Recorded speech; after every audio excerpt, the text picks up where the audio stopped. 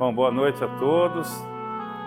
Estamos aqui hoje para a última aula do nosso livro, do Livro dos Médiuns, todos muito felizes, a última aula do curso, do livro. Ainda mais uma semana, semana que vem a gente faz um encerramento do curso, fala um pouquinho sobre o curso que vem, a gente ainda grava e publica essa aula da semana que vem. Mas vamos lá, última aula de conteúdo do nosso livro, mais um livro, terceiro ano de estudo do nosso ciclo de estudos, 2 anos de Livro dos Espíritos, 1 ano de Livro dos Médiuns, hoje terminando o conteúdo do Livro dos Médiuns. Muito bom, Mais uma etapa concluída. E essa etapa conclui o quê? Conclui basicamente o conteúdo principal da doutrina espírita. Porque fala do Livro dos Espíritos, nós já vimos o Livro dos Espíritos que fala de tudo, e agora vimos a relação do plano espiritual com o plano material, que é o cerne, vamos dizer assim, do conteúdo científico, vamos dizer assim, da conteúdo doutrina ciência. Aí vamos seguindo agora, vendo as outras obras, fazendo correlação, interligando uma obra na outra, vamos chegar no Evangelho, onde a gente vai trazer o Novo Testamento à luz da doutrina espírita, aqueles capítulos, aqueles pontos que Kardec, Jesus, a espiritualidade julgaram importantes para a construção da moralidade dentro da doutrina espírita. Então, ciência filosófica de cunho religioso, e a gente vai preenchendo com o ciclo de estudo esse conhecimento que a gente tem para compreender com clareza a doutrina espírita. Hoje uma etapa importante, Livro dos Médiuns. Livro dos Médiuns é os médiuns mão de obra, da casa espírita, são aqueles que proporcionam o intercâmbio, São aquelas pessoas que, dada a peculiaridade de terem o corpo modificado na espiritualidade, terem o perispírito modificado para que a glândula pineal se projetasse no corpo físico, aquilo, o embrião dela no corpo espiritual, modelasse a glândula pineal do corpo físico e possibilitasse o quê? Essa pessoa ser médium, ser medianeiro, fazer a ponte entre um plano e outro. Vamos lá? Então vamos lá. Como a gente sempre faz, vamos ver uma passagem do Evangelho para que a gente ingresse nesse tema, Jesus, pois, recomendava-lhes que não fizessem dele objeto de comércio, nem de especulação, nem meio de vida. Essa é a passagem do Evangelho. Vamos lá.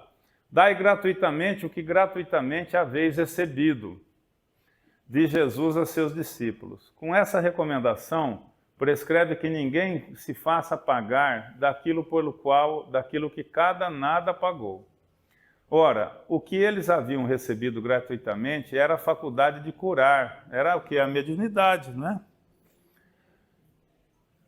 Os doentes, curar os doentes e expulsar os demônios, isto é, os maus espíritos. Esse dom Deus lhes dera gratuitamente para alívio dos que sofrem e como meio de propagação da fé. Qual que é o problema da mediunidade cobrada, A gente, na literatura, tem vários exemplos onde esses médiuns que cobram falam, mas eu tenho que viver, eu tenho que ganhar dinheiro de alguma forma. Se eu tenho que exercer a mediunidade, eu tenho que comer, eu tenho que ter minha vida. Então, para eu me dedicar mais, eu preciso fazer disso o meu ganha-pão. Muito bem. Qual o grande problema? É o mesmo problema do sexo livre, por exemplo. É o mesmo problema da pessoa que se devota muito à matéria, ganhar dinheiro, que engana, enfim. Vejam, nem enganar não é nem o exemplo. Mas qual o problema? É a faixa vibratória que a pessoa entra. Por quê? Quando a pessoa vai viver disso, a pessoa dificilmente ela consegue isolar o fato dela atender ganhando e não visar lucro. Quer dizer, ela tem que ter lucro. Como ter lucro em cima da mediunidade? Qual que é o custo da mediunidade? Aí vem, recebeu de graça. Então, para ter lucro, ela quer ter lucro. Todo mundo que trabalha quer ter um dinheirinho sobrando, quer poder fazer uma viagem, quer poder viver a vida, comprar as coisas. Aí precisa ter mais cliente, aí tem pouco cliente, como é que ela vai fazer? Ou ela cobra mais, ou ela faz propaganda. E vira um comércio. Quando vira um comércio, desfoca o sentido da caridade. Quando desfoca o sentido da caridade, o que acontece com a faixa vibratória do médium? Abaixa. Como não, né? Não tem, se vê lucro para atrair cliente. Quem que eu vou atrair? O que está pegando aí, o que está sofrendo, o que está... Então pensa nisso. A faixa vibratória já não é boa. Já tem um pensamento aí, já ela modelou essa questão numa faixa vibratória que não é a ideal. O que acontece quando baixa a faixa vibratória? Emparelha com quem? Com espíritos que vivem nessa faixa vibratória. Não é? E aí o que acontece? A assessoria da espiritualidade, ele vai ser medianeiro de quem? De espíritos que não são de elevado teor vibracional. Por quê? Ele traz a faixa vibratória dele para essa questão. Entendeu? Não tem como, teria que ser como ele aceitar um dinheirinho assim, sem pôr preço. Como que faz? Né? A gente toma o maior cuidado aqui na Casa Espírita para falar pouco de dinheiro.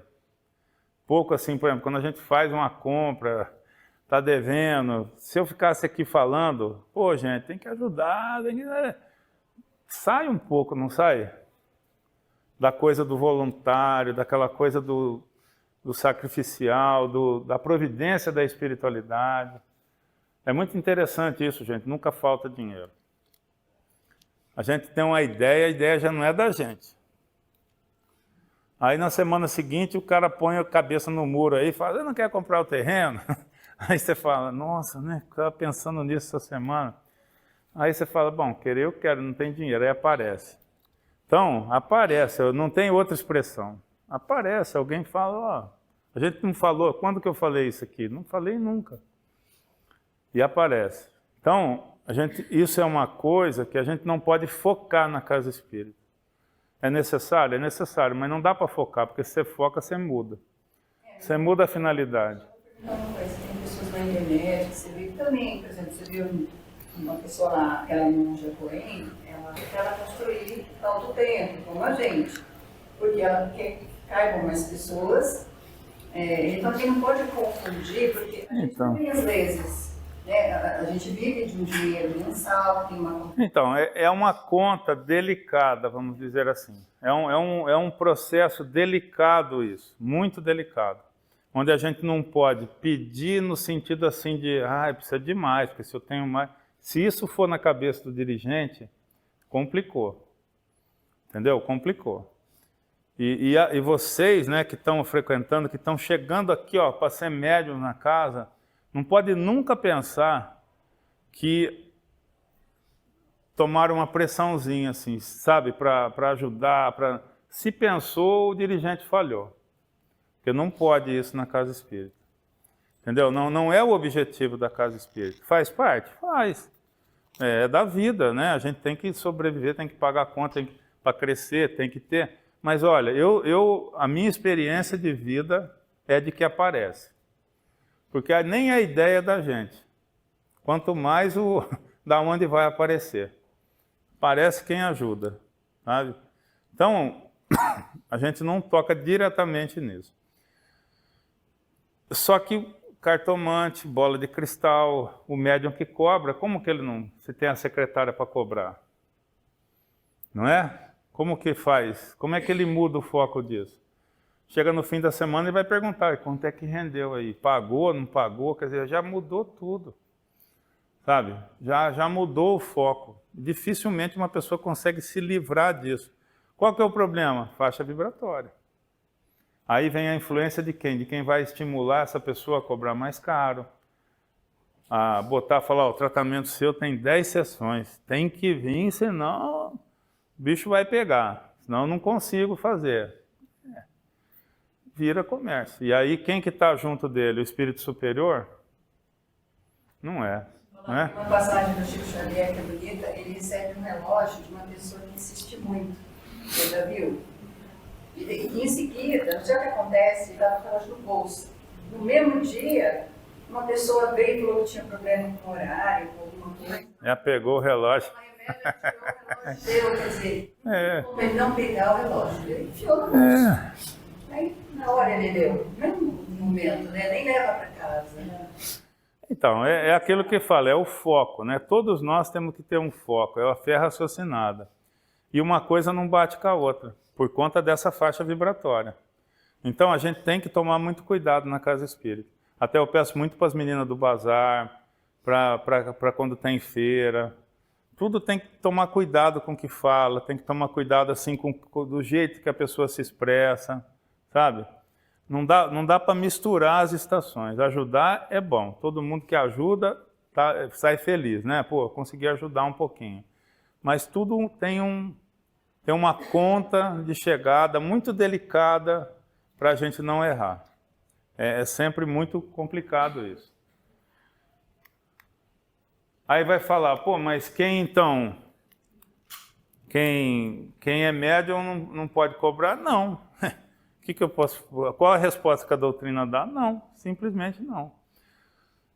Recebeu de graça, deu de graça, mas não é por conta exatamente disso. Aí vem a fé raciocinada. A conta é essa que eu estou falando aqui. O problema é esse que eu estou falando. O problema técnico, vamos dizer assim, né? Por que a televisão não funciona?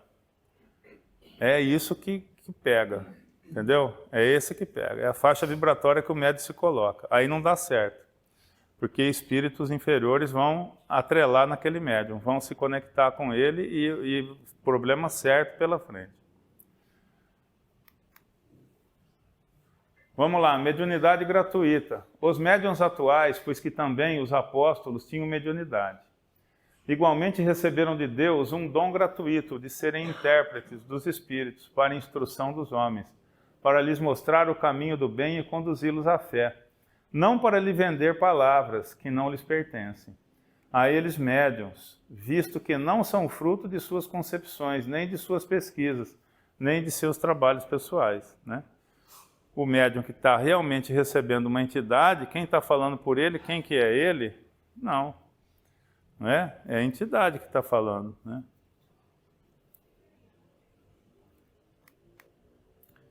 Deus quer que a luz chegue a todos, não quer que o mais pobre fique dela privado e possa dizer, não tenho fé, porque não pude pagar. Olha que complicado isso aí, né?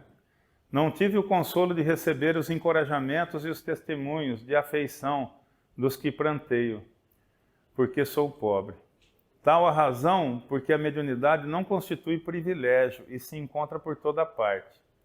Fazê-la paga seria, pois, desviá-la do seu providencial objetivo. Então, aí é que eu falo assim, a gente tem que entender essa questão do objetivo, né? Por que existe mediunidade? Por que existe médium? Não é uma profissão, é uma forma de praticar caridade, por definição da própria doutrina. Não é? Por que existe, por que alguém nasce médium? É uma oportunidade de trabalho na caridade, com um dom de intercambiar com a espiritualidade. É uma ferramenta, é um empurrãozinho que a espiritualidade dá, quando capacita aquela pessoa a ser médium. E é empurrão, viu, gente? Quem é médium, que vê espírito, que não sei o que papapá, é empurrão, porque se não tivesse, não ia. Então é né? Que a pessoa chega na casa espírita com o olho arregalado, com medo, né? Porque viu o espírito, porque a garrafa abriu sozinha, porque o copo mexeu, porque não sei o quê. E chega aqui, chega porque é o último canto que ela para resolver aquela questão que assustou muito ela. Aí, obviamente, vai depender dela dar o próximo passo, né? Que seria o estudo, a prática, o desenvolvimento da caridade. Aí ela vai se atrelando a bons espíritos na casa espírita. Aí dá certo, né? Jesus era médium, né? Não, Jesus era Jesus, né? O pessoal fala que Jesus era médium de Deus, né? Só se fosse. A história de Jesus, gente, é diferente. Ó, um espírito que há 4,5 bilhões de anos já tinha a capacidade de criar um planeta. Pensa assim, ele já era espírito puro há 4,5 bilhões de anos, com a capacidade de aglomerar matéria do espaço para criar um planeta. Espírito, tudo que Jesus fez foi um teatro. Não tenho dúvida disso. Foi planejado por ele. A capacidade dele era uma coisa tão fora do imaginável. Aí falava, tem nos evangelhos, que Jesus saía para o deserto para meditar. Gente do céu, espírito superior já não precisa fazer mais isso. Jesus, há 4,5 bilhões de anos, era espírito puro. Ele saía, ele ia lá para onde ele morava, lá para uma reunião dos espíritos puros planetários. Ele desmaterializava e materializava a hora que ele queria.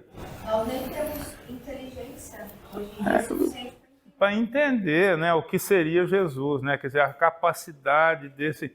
Jesus precisava de proteção, ele era o Cristo planetário, né? Ele tinha mentor? Óbvio que não. Ele tinha um séquito, sim, de espíritos puros que certamente acompanharam todo o processo reencarnatório, porque eram os parceiros dele na administração planetária, né? Então, essas coisas, né, a história contada da vida de Jesus foi o que ele próprio planejou e executou para que ficasse marcado como ficou para seus apóstolos, para as pessoas, para impressionar aquelas pessoas, a tal ponto de que em 3 anos que ele viveu pregando, isso reverberasse até hoje.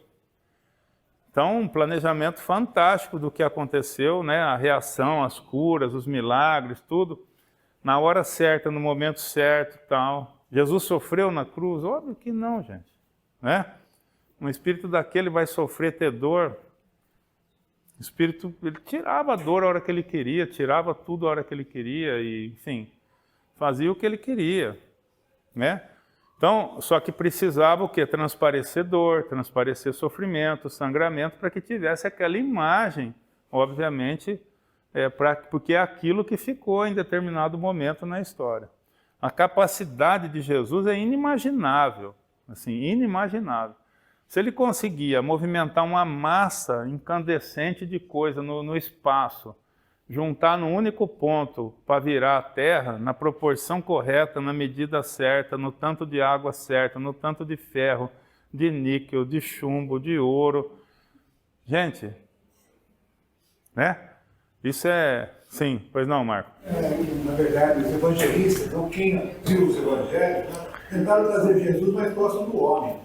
Que é o que eles tinham, né? Tem uma aberração muito grande que Jesus foi tentado.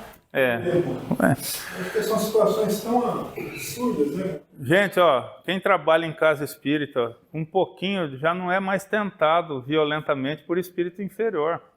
A gente não está aqui, porque se a gente aceitasse a tentação, entre aspas, se a gente fosse induzido a ponto de nos transformar, a gente estava na noite aí.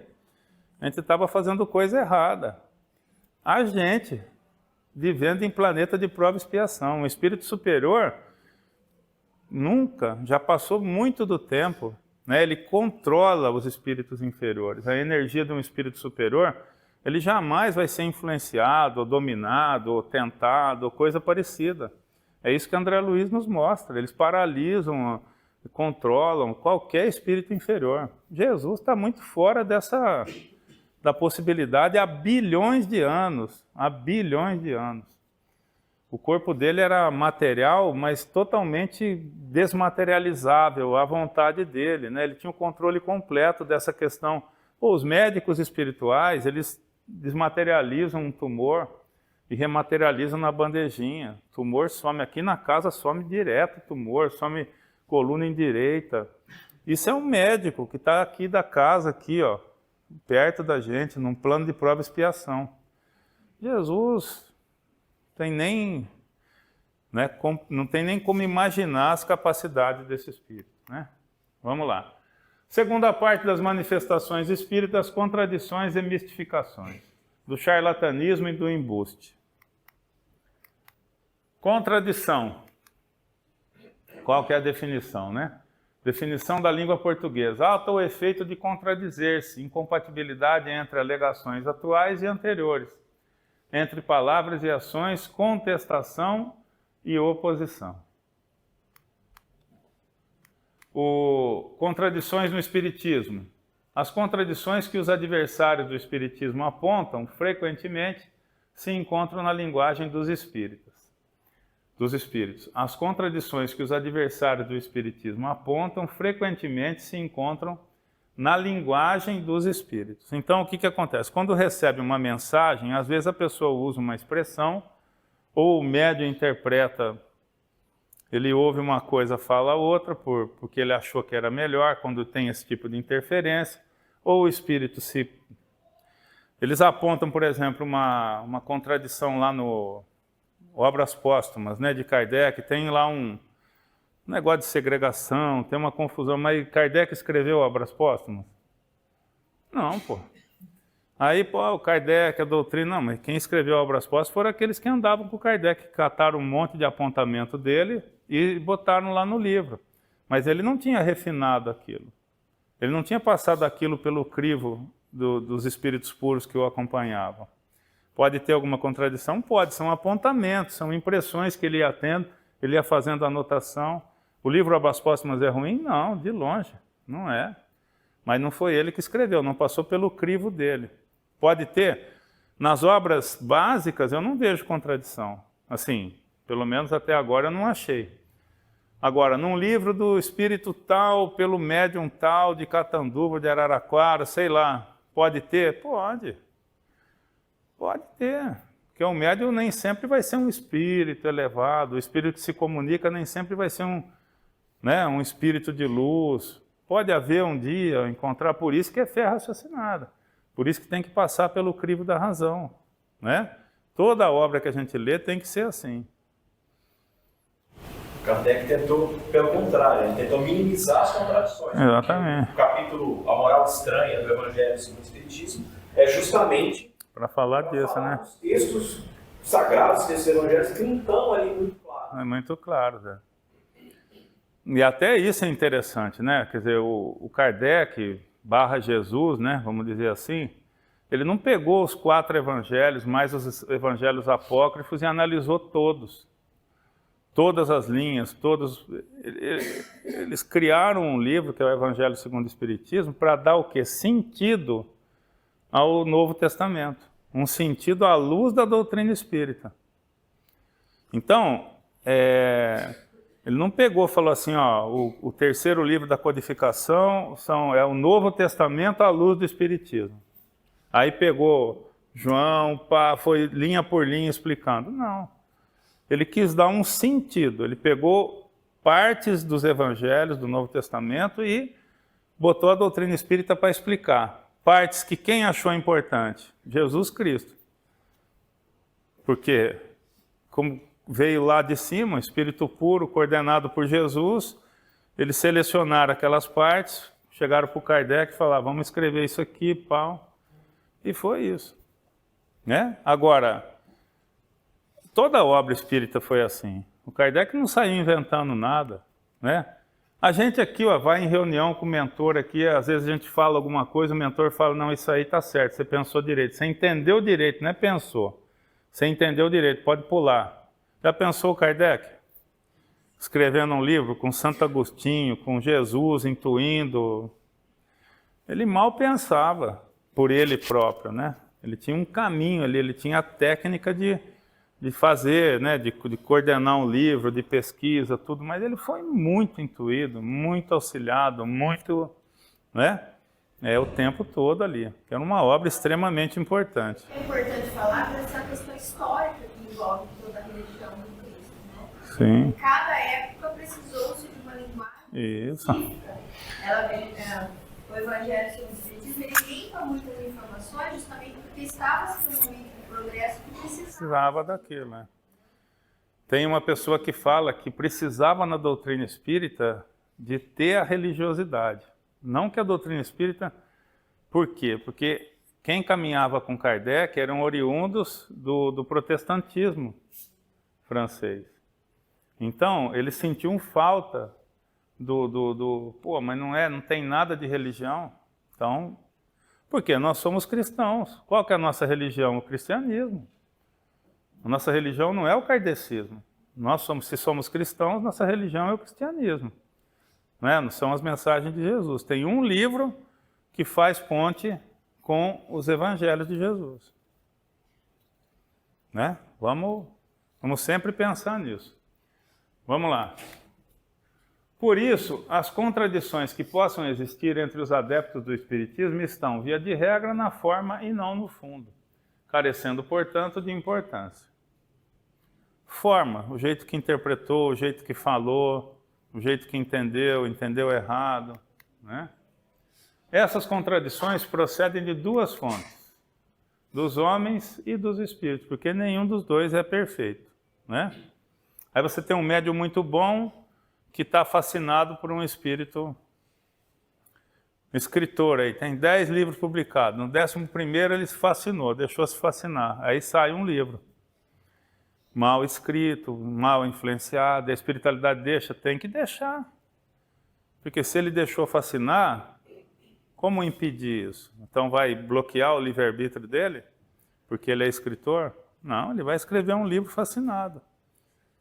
Provavelmente no caminho vai ter alguém que vai falar, meu amigo, não publica porque está errado. E se ele for realmente uma pessoa que já atingiu um nível de conhecimento adequado para interpretar aquela palavra do amigo, ele vai parar, analisar, vai botar aquele manuscrito na mão de 1, de 2, de 3, antes de publicar, não é?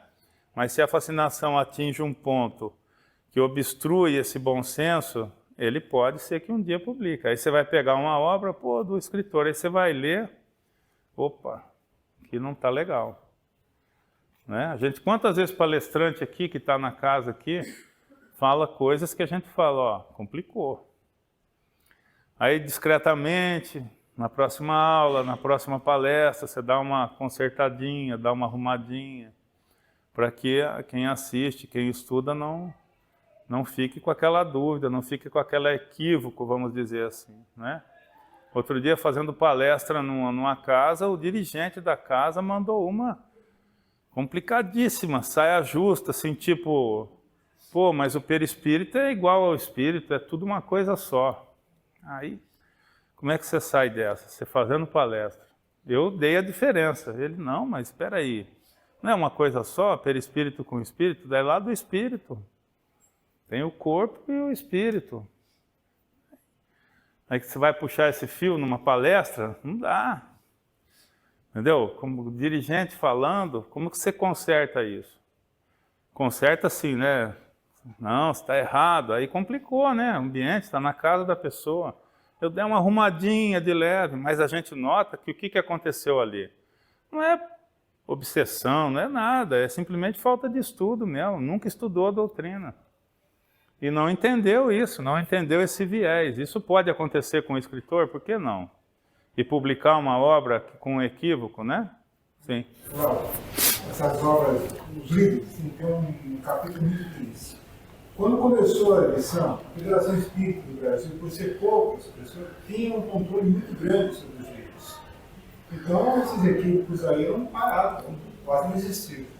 Posteriormente, com a avançada das casas de espíritos, descobriram que, vendendo livro, é possível transferir esses recursos para casa para suas obras sociais. E aí ninguém mais tem controle. E o único controle que hoje se consegue falar é incluir as pessoas e ler as obras básicas. Que elas façam um controle. É a tal do negócio cobrado, né? A gente tem muito escritor famoso no Brasil que só escreve livro. Assim, aí você pergunta, trabalha em que casa? Não, eu não trabalho diretamente na casa, hoje eu me dedico à obra, a escrever obra e dar palestra. E aí, tá certo? Não sei. Eu teria problema em ter uma pessoa assim aqui na casa. Problema não, seria impossível, né? Dada a norma que a gente tem aqui na casa, não poderia existir essa pessoa trabalhando na casa. Frequentando, sim, obviamente, mas não trabalhando. Experiência no Breu de Bem, que há alguns anos atrás, era uma casa reconhecida, né? Começou a chegar tantas coisas, toda a livraria lá, que algumas delas compraram desnecessárias. E aí estabeleceu-se uma pessoa com estrutura para fazer a filtragem. Porque senão, põe lá a pessoa, está na casa espírita, livro espírita, vamos ler. Vamos ler. Então, o pessoal da biblioteca tem o maior cuidado, a gente pede sempre para estar sempre vendo, analisando, lendo, dando uma folhada, né? Ver a editora. Tem algumas editoras que têm um filtro, né? Que a gente sabe, mas é complexo isso. Então a gente tem que estar sempre atento, né? Por isso que para ser espírita a gente tem que estudar. Quem não estuda e quer ser espírita, a chance de dar errado é grande. Eu vou dar passe, eu quero só dar passe, eu quero só isso, eu quero só fazer palestra. Não é assim. Né? Não é. Ninguém vai ser médico, vai começar pela cirurgia. Pensa, é a mesma coisa. Né? Vamos lá. Razões das contradições de origem humana, diferenças existentes entre os próprios homens. Né? Observação e codificação dos fatos espíritas segundo suas ideias pessoais, suas crenças e valores. Por que tem que estudar 3 anos antes de dar passe? O que vai pensar na hora do passe? Se não estuda, o que pensa na hora do passe? Não sei, mas não vai ser igual. Vou ter 11 passistas aqui, mais 5 lá embaixo, mais 60 lá em cima, fazendo coisas diferentes, quer dizer, mentalizando, produzindo energia de forma diferente. Aí não há trabalho que progrida, não há como você produzir cura, se você não pensa de forma parelha. Para pensar de forma parelha, tem que estudar o mesmo livro, tem que estudar na mesma casa, tem que ter o mesmo PowerPoint, porque a ilustração já puxa o entendimento. Porque é melhor, às vezes, a pessoa, se você tem um grupo que pensa igual, produz uma energia parelha, que a espiritualidade dá aquela ajeitada. Não precisa ser o suprassumo do entendimento, mas a base tem que ser a mesma, para que a pessoa vibre na mesma faixa vibratória quando está dando um passo. Aí a espiritualidade recebe uma energia parecida de cada um e consegue trabalhar com aquilo de uma forma muito mais satisfatória. Agora não, você é passista, dava passe lá, então seja bem-vindo, senta na mesa, dá passe, pode ir. Aí cada um de um jeito. Quer ver, um dirigente de uma casa com essa impressão. Aí você pede para um cara desse falar assim, ó, dá um passe no centro cardíaco. Você acha que ele sabe o que é centro cardíaco? Aí, como fazer? Aí aproveitamento. É aquela história, se a pessoa é boa, de bom coração, está ali imbuído da maior boa vontade, com uma intenção boa, vai sair uma boa energia? Vai. Lógico, né? Ela não estudou, não sabe o que está acontecendo ali. Mas se for uma pessoa do bem, vibrando no bem, vai sair uma energia boa? Vai, não tenha dúvida. É que nem a história da parteira e do obstetra. Só que vai até um certo ponto só. Depois dali já complica. Né? Então quer dizer que o estudo está ligado ao intelecto somente? É do médico, então aqui pode ficar uma dúvida. Então, estudo, isso é importante. O estudo está relacionado ao intelecto? Não, porque é o estudo, é o intelecto que puxa a moralidade. Porque a gente só muda moralmente quando a gente se convence de que existe um outro caminho. E esse convencimento vem pela compreensão. A compreensão só vem pelo estudo. A gente não se convence de algo que a gente não aprendeu, não testou, não viu, não estudou, não viu a lógica, a coerência, entendeu? Então, o médico não abre a barriga de ninguém sem ter 6 anos de medicina e residência, porque no primeiro ano ele vai matar a pessoa se ele abrir. A doutrina é a mesma coisa, você se qualifica pelo estudo e se transforma quando você se convence que tem um caminho melhor para a sua vida. Então, o intelecto arrasta a moralidade. Então, sem estudo é mais difícil a pessoa se transformar moralmente? Muito mais. Estudo da doutrina, no caso da doutrina espírita. Né? Não é o estudo, vamos dizer, que o cara tem que ser doutor para ser moralmente, não. O estudo da doutrina espírita arrasta a pessoa a elevar sua moralidade porque ela entende que tem um caminho dentro do uso da espiritualidade, dentro do intercâmbio, que vai facilitar a sua vida, que vai melhorar. Ela entende a finalidade da reencarnação, a finalidade dela estar viva, entende por que ela está viva, o que é o corpo físico, o que é o corpo espiritual. Entende que se apegar à materialidade não resolve nada. Então ela vai mudando, mas porque ela se convence. Sim. Eu tenho uma dificuldade, eu fiz evangelização dentro do centro espírita, desde que eu nasci. Eu nunca tive outro tipo de religião. Né? Aquelas religiões que são mais doutrinárias, que estudam a Bíblia, por exemplo, dentro do cristianismo. Eu sempre tive muita dificuldade de ver palestras onde as pessoas se baseiam crenças e valores que são muito enraizados na Bíblia, entendeu? E que contam o fator histórico muito mais puro. e não fala, por exemplo, dos fenômenos espíritas. Então eu sempre tive muita dificuldade nisso. Eu, hoje em dia, né, estudando mais e até preparando-me às vezes para falar, eu fico pensando em ver os colegas fazendo palestras, como que algumas pessoas se baseiam no fator histórico bíblico para depois ir para o fenômeno. E algumas palestras, a pessoa não consegue sair dos valores das crenças que são enraizadas no estudo bíblico, e ela fala do fenômeno espírita. Eu chamo... Olá, importante para o católico, que eu tenho bastante convivência também com pessoas católicas, eles criticam nós na questão de perder tempo com os espíritos. Eles têm um entendimento da Bíblia como Jesus, né? Então ele fala, eu adoro o espiritismo, acho legal, mas eu acho que vocês perdem muito tempo essa coisa de espírito só, de ficar na base, né? Exatamente isso que você falou. Então, ó, é aquela história, né? Quando a gente trata disso, gente, a gente tem que entender duas coisas assim que são importantíssimas. Nós estamos falando de duas coisas totalmente diferentes. Nós estamos falando de religião e estamos falando de ciência. Nós temos que separar na cabeça da gente isso. O que tem o evangélico, o católico, enfim, o protestante, são religiões. Porque eles se baseiam em dogmas, em histórias, enfim, em livros que foram escritos para pessoas que viveram há 3.500 anos, há 2.000 anos atrás. E eles interpretam esses textos escritos para pessoas que viveram há 2.000, há 3.500 anos, o Velho Testamento, hoje. Não é que esquece isso, mas tem que pensar dessa maneira. Pô, se Jesus escreveu coisas há 2.000 anos atrás, ele escreveu para pessoas que viveram naquele tempo. Quando que Jesus escreveu para nós? Em 1857. Ele já tinha falado que ia escrever. Uma fraseologia, né? Ele escreveu com palavras, com conteúdo próprio para pessoas que já pensavam em ciência. Lá, 2.000 anos atrás, não. Então, a gente não tem como argumentar e discutir com quem estuda religião e com quem estuda a doutrina espírita. Não compensa. Por quê? Porque a gente acaba atritando e o atrito é ruim.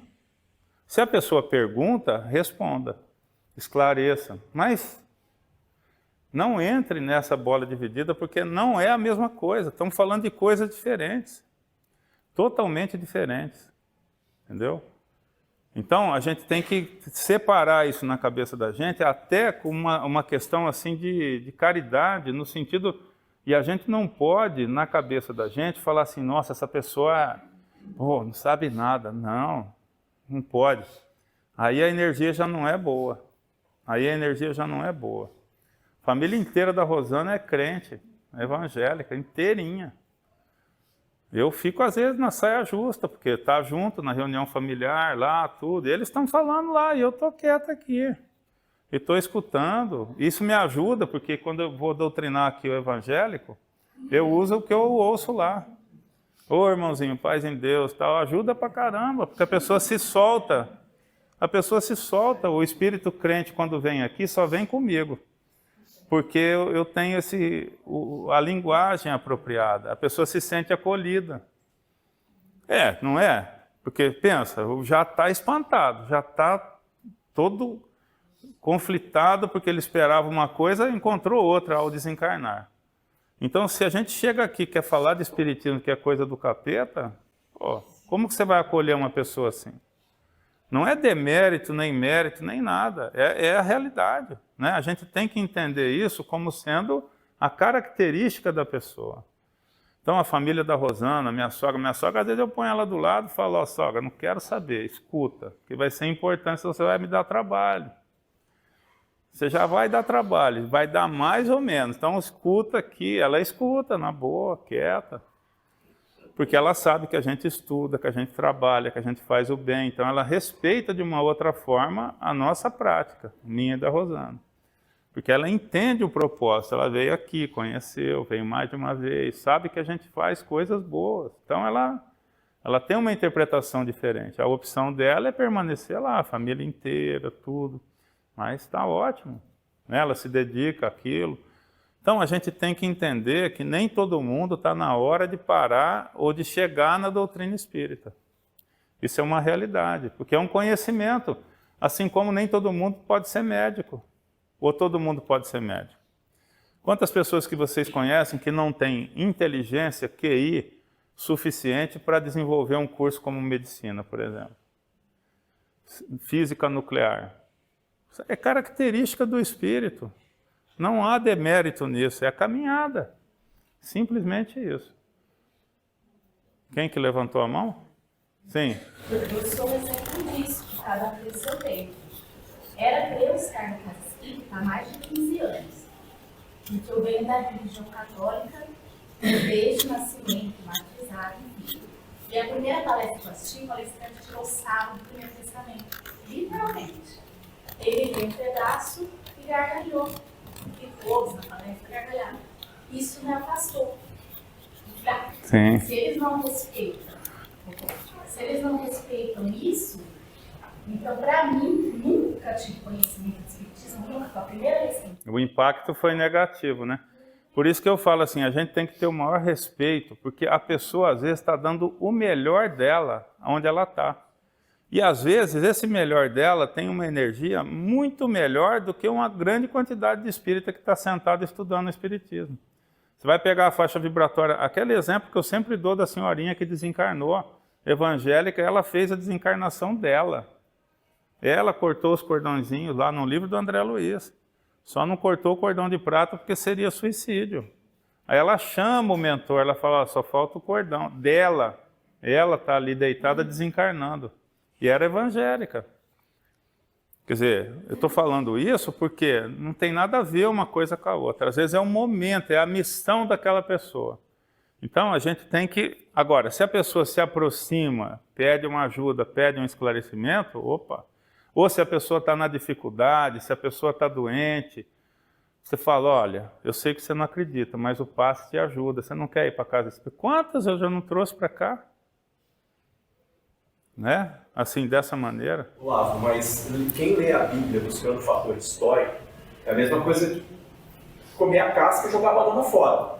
Porque o ensinamento da moral está ali. Quando você pega o Evangelho de João, quando você pega as cartas de Paulo, ali é a doutrina espírita. Não, o que ela quis dizer, uma outra linguagem, o que ela quis dizer é o seguinte, a pessoa vem na casa espírita fazer uma palestra que a gente supõe ser espírita. Porque você vai fazer uma palestra numa casa espírita de terça-feira às 8 horas, quando é que você faz uma palestra espírita? Quando você fala da doutrina espírita.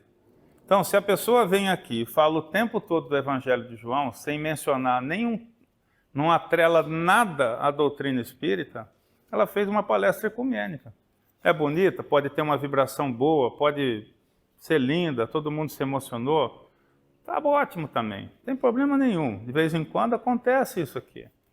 Eu brinco com o Edilson, fala palestra ecumênica, pode recomendar para o padre, pode recomendar para a casa, lá, como é que fala? Para o templo, porque seria bem aceito em qualquer lugar. Porque é uma palestra bonita, com conteúdo bonito, com a mensagem de Jesus. Não é uma palestra espírita, só isso. Né? Porque não linkou na doutrina espírita, só isso, não puxou. Ela está na palestra espírita, a gente não pode fazer aquela pergunta, e daí? No final. Bonito, lindo, e daí? Como é que eu uso isso na doutrina espírita? Não usa, porque não linkou. Só isso. Às vezes acontece com frequência isso. Tem muita gente que só faz palestra ecumênica, bonita e ecumênica. Isso é um problema? Para quem se diz palestrante espírita, eu acho que é. Agora, como palestrante, bacana, 10, se prepara, fala bem, uma energia boa, está tudo certo. Mas a gente tem que ter a gente tem que estar olhando, não no sentido de achar defeito, não é defeito, é uma característica. Sim. Acho que a gente não pode esquecer o conceito de religião. Existe o conceito de religião que define dogmas, um corpo doutrinário e por aí vai. E não confundir com religiosidade. Religiosidade é aquela ligação com Deus. Com Deus. A palavra religião perdeu o sentido ao longo do tempo e no início dela era ligação com Deus. Era religarem. Religar, é. E eu acho que o espírito ainda tem esse fator ainda dentro dele. Eu me liguei muito mais a Deus a partir do momento que eu virei espírito do que antes que eu era católico. Por causa do entendimento. Então, por exemplo, quando é que a gente se liga a Deus? Deus existe? Existe, mas a gente sabe quem que é? Hã? A gente não pode esquecer dos 3 fatores, dos 3 aspectos, dos típicos aspectos do espiritismo. É uma doutrina filosófica, de base científica, com consequências morais. Penso filosoficamente, eu questiono, eu tenho dúvidas. Onde eu vou buscar a resposta? Na ciência. Na ciência. Ciência filosófica de cunho religioso. O que eu faço com essa resposta que eu obtive da ciência? Eu mudo o meu comportamento. Então tem um lado religioso implícito do espiritismo. Só que não é aquela religião tradicional, cheia de hierarquia, ela é mais livre. Mas a religiosidade tem que existir, né? É aquilo que eu falo. Exato, em todas. Porque se eu ouvir um fato de médico falar, tem a pessoa que ela está pronta para ouvir o fato de médico falar. Isso, é isso que eu falo. Tem gente pronta para ver aquilo ali. Parecido com nós. Isso é religiosidade. Então, é aquilo que eu falo. A religiosidade espírita, ela tem a base da fé raciocinada, da ciência. E outras religiosidades, o importante é a gente pensar assim, como é que eu estou me comportando? Eu estou me ligando a Deus? Eu estou praticando a caridade? Eu estou, na hora de pensar em alguém, de fazer um raciocínio, eu estou numa vibração boa? Quando é que eu me ligo a Deus? Quando eu emito uma faixa vibratória elevada. É isso. É a Deus? Não, é o mentor, é o dirigente da colônia azul. Não passa disso. Mas é o que o Geraldo falou. Quanto mais ele estuda o espiritismo, mais cristãos estão. Mais cristãos se transformam, porque você entende o quê? Quem é Jesus, entende a importância dele, entende a fala dele lá 2000 anos atrás. Aí você aplica, porque você compreende e se convence que aquilo é um caminho bom. É isso. Né? Vamos lá. Fotografia de materialização de um espírito, com Chico Xavier. Estava presente e se permitiu fotografar para ainda dar mais credibilidade. Por que é branco? É fantasma ou não? É, né? Mas por que é branco? Por causa do ectoplasma que reflete a luz branca. Então é uma matéria misturada do plano físico e do plano espiritual que reflete o espectro de luz branca. Por isso que o fantasma sempre é branco. O médium vê o espírito enegrecido quando a vibração dele é baixa, mas ele é médium. Quando a visão é para todos, é materialização, sempre vai ser branquinho. Porque tem que ter o ectoplasma junto. O médium vê a característica do espírito pela vibração que ele emite, pela luz que ele emite. A não emissão de luz faz com que ele seja opaco ou enegrecido, enfim, porque tem pouca luz. Né? Porém, essas contradições comuns nos primórdios do Espiritismo se apagam à medida que os fatos vão sendo mais bem observados e a unidade se estabelece, pelo menos em relação aos pontos fundamentais, como a gente mencionou. Né? Razões de contradição de origem espírita. Ignorância de certos espíritos, que falam coisas que não deviam, emitem opiniões equivocadas, embuste dos espíritos inferiores, os defeitos pessoais do médium, a insistência para obter uma resposta. O cara fala qualquer coisa, não sabe, manda uma resposta qualquer. Todo espírito desencarnado é espírita? De jeito nenhum. De jeito nenhum. A proporção deve ser menor do que nos encarnados. Porque ele tem capacidade de entender isso. É só imaginar que não muda nada quando desencarna. Pega o mundo, intelectualidade, conhecimento, moralidade, desencarna, muda? Não, não muda. Ele tem condição de estudar a doutrina espírita, de aprender? Que eu falo, a pessoa chega aqui sem saber nada na mesa mediúnica. Vai ser curado, vai ser tratado aqui, uma escola gigantesca, ele vai estudar aqui, vai. Mas até esse ponto aqui, é zero contato com a doutrina espírita. Com o ensinamento, com a... Mas lá ele não pode ser mais... Pode, ele pode estudar lá. Mas aí tem que ter a condição do mesmo jeito que aqui. É igual. Não é diferente. Né? Quem vive no umbral lá, atolado no barro, estudou doutrina espírita? Não. Né? O dia que ele for resgatado, vier para uma casa como essa, para uma colônia, aí ele vai estar no ponto de aprender. Né? Vontade do próprio espírito de enganar, né? Insuficiência da linguagem humana, meios de comunicação, interpretação que cada um pode dar a uma palavra, uma explicação. Tudo que a gente possa serve para o humano. É uma pessoa muito simples, com pouca escolaridade, querer entender uma teoria da física quântica, por exemplo. 4ª dimensão, 5ª dimensão. Como que vai entender isso? É igual, não muda nada.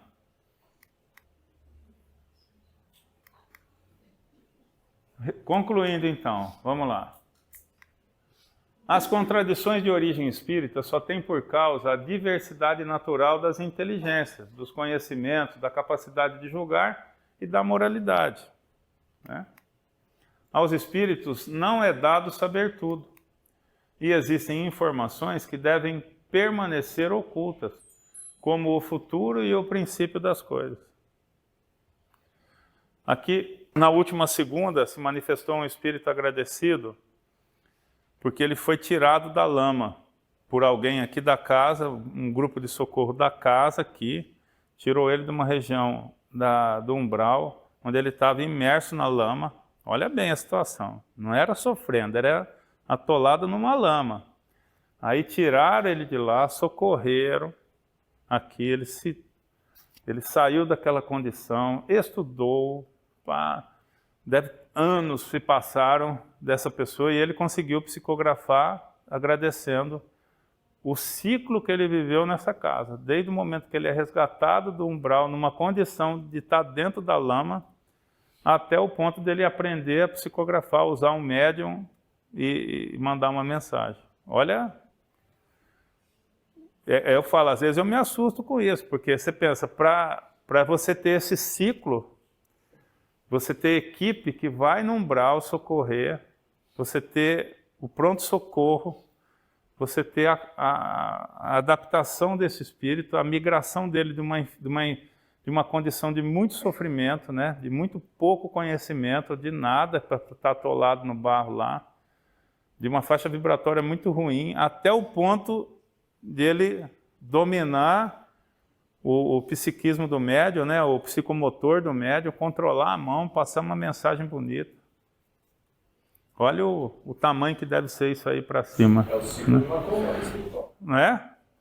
Às vezes pelas mensagens, eu imagino que a nossa casa aqui, ela é como se fosse um apêndice da colônia. Então, às vezes eles falam essa casa porque chegaram aqui e isso mistura com a colônia, porque esse é ciclo de colônia, isso não é ciclo de um ponto, né, de uma condição espiritual, de uma casa espiritual em cima de uma casa material, né? Mas enfim, é aquela história das palavras, né? O espírito usa a palavra que ele entende. Talvez ele não entenda bem essa diferença entre a edificação que existe aqui em cima e a colônia. Talvez não seja perceptível para ele a diferença. Quando vai para um, quando vem para outro, talvez seja tão automático que ele não perceba. Deve ter um elevador expresso aí que a pessoa entra, chega lá, volta para cá e não sente a diferença de uma coisa e de outra. Então ele faz referência como se fosse tudo aqui. Opa! O mesmo espírito comunicando-se em 2 centros pode transmitir sobre o mesmo assunto opiniões contraditórias? Vamos lá. Contraditórias não. Contraditórias de serem opostas, né?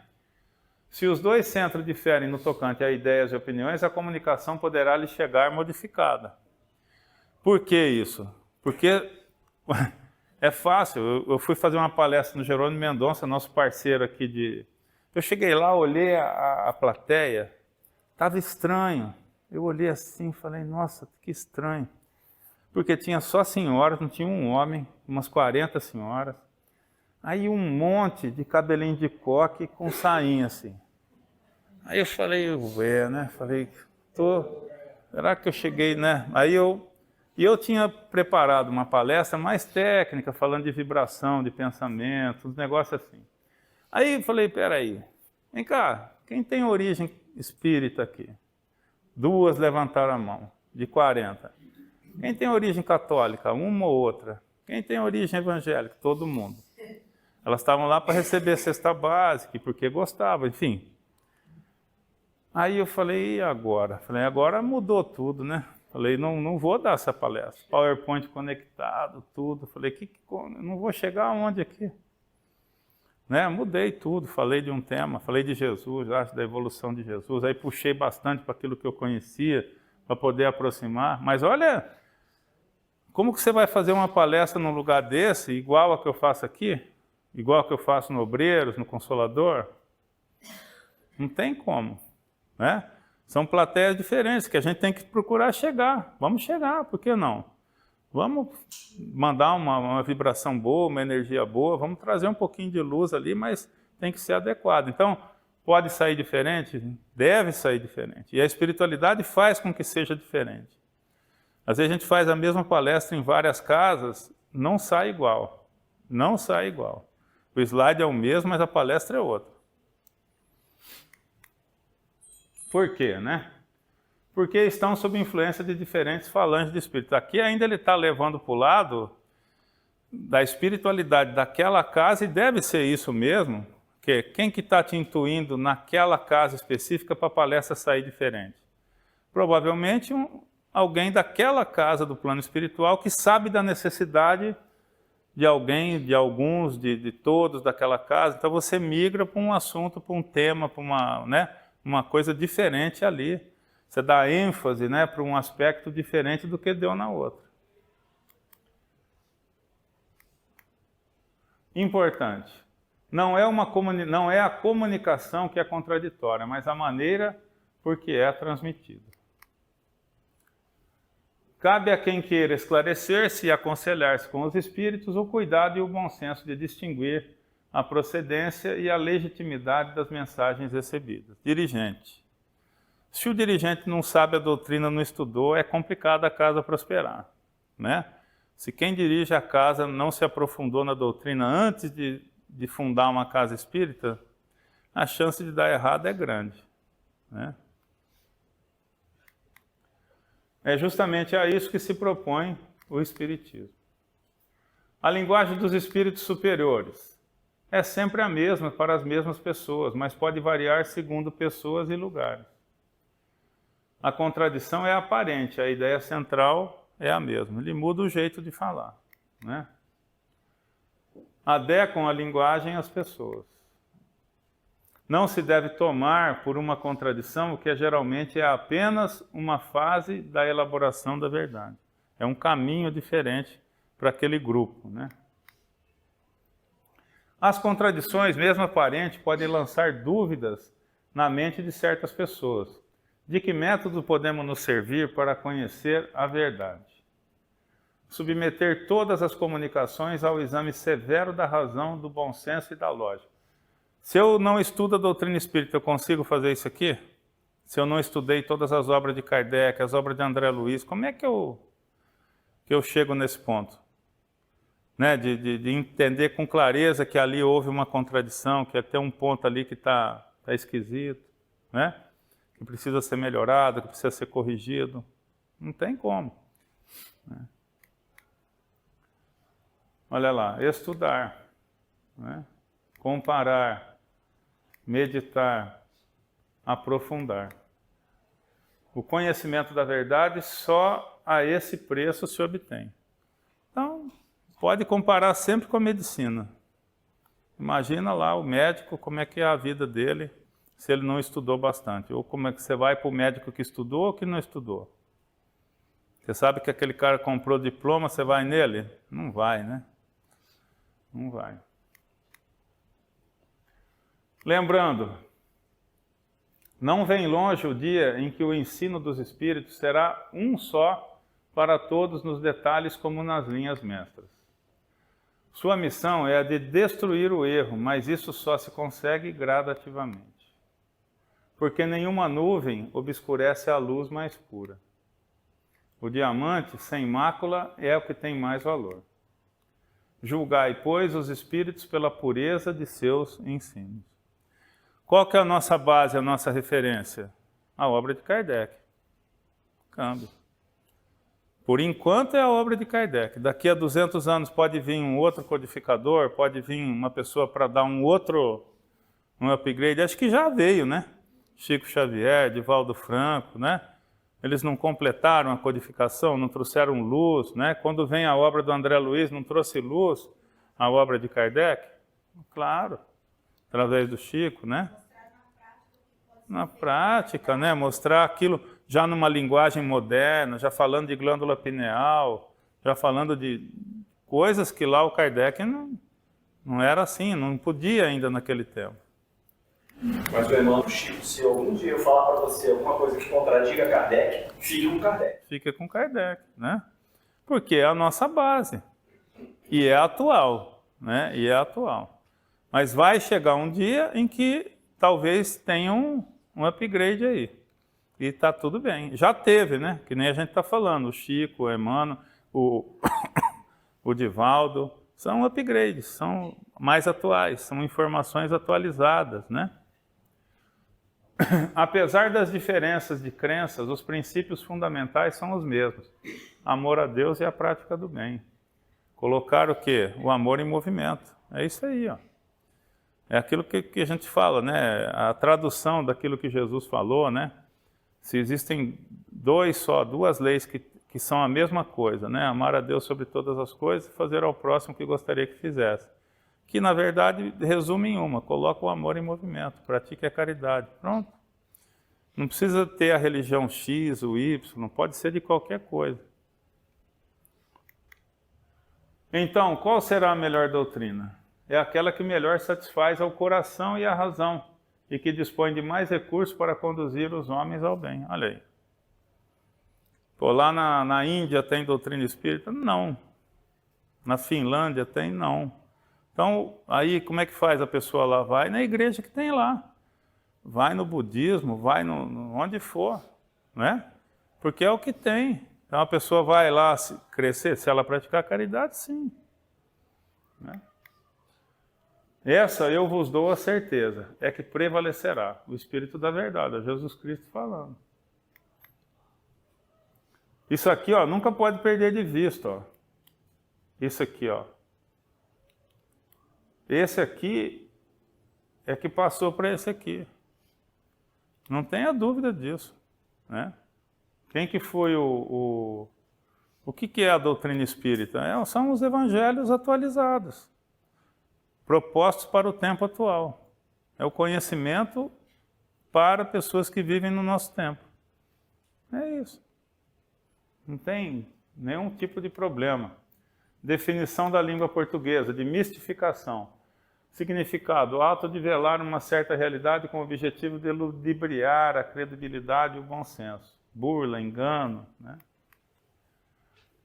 No Espiritismo, é a comunicação dada com o objetivo de enganar ao médium ou ao grupo, tentando passar por quem não é ou apresentando teorias ou sistemas falsos por verdadeiros. É um médium mistificado. Né? É um médium mistificado. Quando passa para a possessão, já é muito claro, é muito complicado. O mistificado é que é o problema. Mistificado, às vezes, é sutil. O possesso, ele já se tem um dirigente na casa mais experiente, né, um grupo, um corpo de médiuns experientes, é muito mais fácil você verificar a condição de possessão. A mistificação é delicada. A mistificação é sutil, muitas vezes. Apesar de ser um dos escolhos mais desagradáveis da prática espírita, haverá um meio de evitá-la, a mistificação, não exigir do Espiritismo senão aquilo que ele nos possa dar, que nos possa e deva dar, o progresso moral da humanidade. Olha lá. Conhecimento arrastando a moralidade. É isso que o Espiritismo se propõe. Se a gente busca isso nele, está tudo certo. Já sabemos que os Espíritos vêm instruir-nos e guiar-nos na rota do bem. É isso aí. E não das honrarias e da fortuna, ou para atender às nossas pequeninas paixões. Se jamais lhe pedissem futilidades, ou o que seja, além das suas atribuições, ninguém daria acesso aos espíritos mistificadores. vai fazer joguinho de copo, vai perguntar para espírito se vai arrumar namorado, se vai ficar rico. E aí o espírito superior já se afasta, porque esse tipo de pensamento não é um pensamento de uma vibração elevada, né? Mas não há pessoas que nada pedem e são enganadas por espíritos levianos. Aprendamos com o ensinamento de Emmanuel em O Consolador. A mistificação experimentada por um médium traz sempre uma finalidade útil, que é a de afastá-lo do amor próprio, da preguiça, do estudo, de suas necessidades próprias, da vaidade pessoal ou dos excessos de confiança em si mesmo. Então, a espiritualidade deixa passar, deixa. Né? Na mesa aqui, o médium mistificado começa, aí ele tem que se reorientar, aí cai a ficha, né? Às vezes tem uma vaidade um pouco elevada, tem orgulho porque é ser médium, se acha, né? A gente fala, médium se acha. Aí pega um processo de mistificação, é afastado do trabalho, põe no tratamento, o dirigente vem, conversa, fala, nossa. Depois que passa, ele enxerga a mediunidade de uma outra forma, com mais humildade, né? O charlatanismo, aí já é pior do que o médium que está passando pelo processo de influência de um espírito. Esse aqui já é de propósito, né?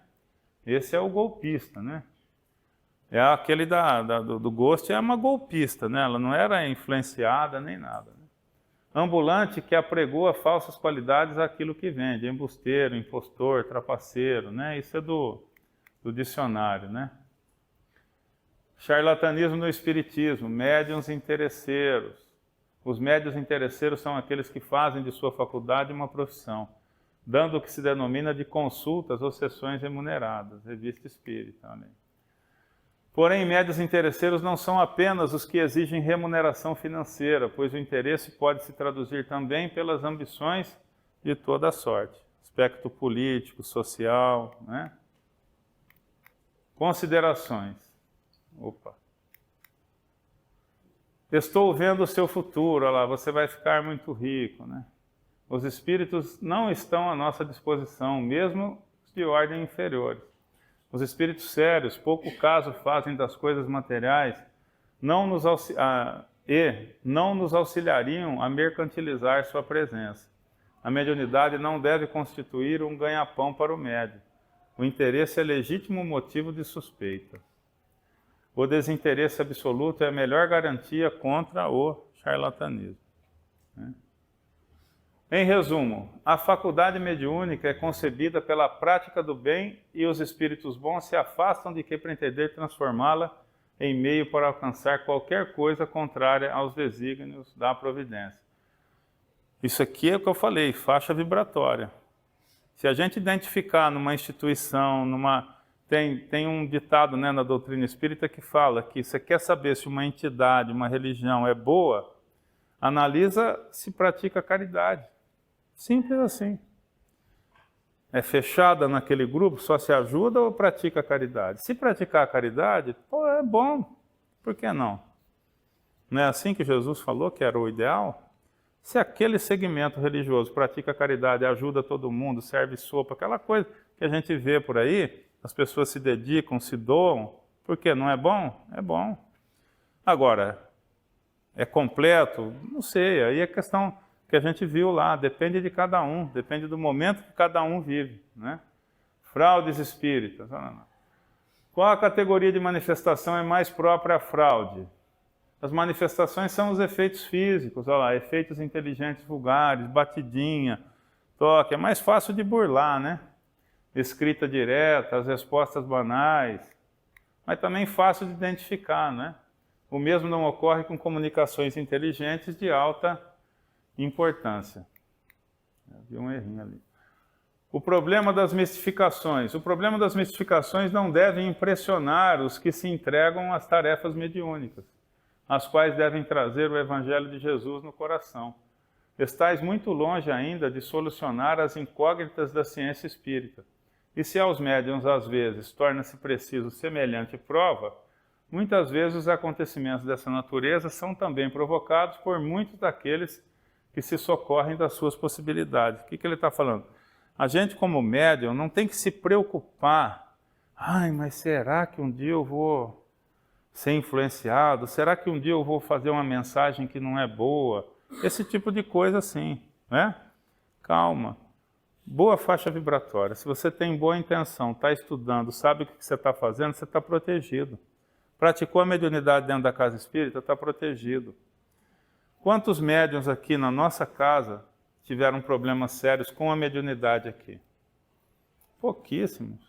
A gente conta no dedo aí na história da casa esse tipo de manifestação assim mais aguda, um médium fascinado que desandou mesmo assim, que deu problema mais sério, muito pouquinho. Tende o coração sempre puro e com a fé, com a pureza das intenções, com o sentimento evangélico, que se podem vencer as arremetidas dos que se comprazem. Boa faixa vibratória. É preciso esquecer os investigadores cheios do espírito de mercantilismo. Permanecei na fé, na esperança, na caridade em Jesus.